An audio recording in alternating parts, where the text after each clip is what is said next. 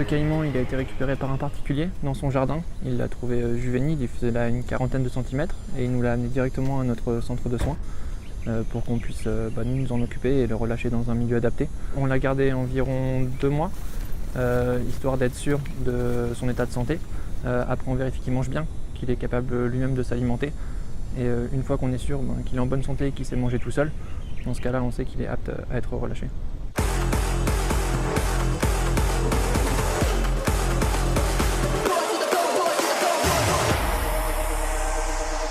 Lors des saisies d'animaux chez les particuliers, on les emmène au centre afin de voir s'ils sont en état d'être relâchés, s'ils sont en bonne santé. C'est une mission de coopération. On travaille souvent avec l'association SOS Faune Sauvage pour le relâcher de différents animaux. Aujourd'hui, c'est un caïman. Auparavant, c'était des capucins, donc c'est quand même important pour nous de coopérer avec eux, vu qu'on leur amène des animaux, donc c'est quand même important de voir où il va et de voir s'il va bien.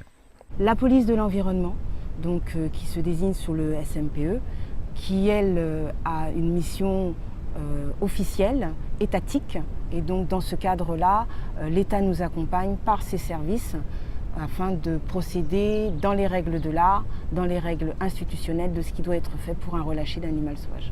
Il y a le centre de soins, qui est le centre SOS, qui est une structure où les animaux ne sont pas visitables, on ne peut pas leur rendre visite. On est là pour s'occuper d'eux, les aider, les réadapter à leur environnement.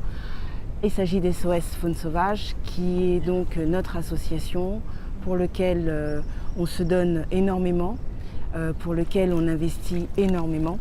En fait, là, on a la valorisation, on a l'exemple type de ce que l'on fait et la fierté de contribuer à la remise dans un espace naturel d'un animal sauvage.